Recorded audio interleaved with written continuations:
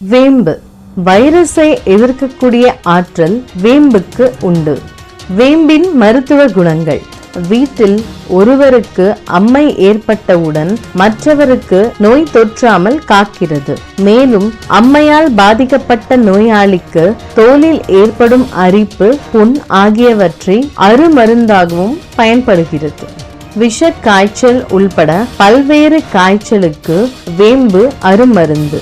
வேம்பு பட்டையை கஷாயமாக காய்ச்சி குடிக்க காய்ச்சல் மறையும். பல்வேறு காய்ச்சலுக்கு வேம்பு பட்டை சூரணத்தையும் சித்த மருத்துவர்கள் தருவது வழக்கமாக உள்ளது.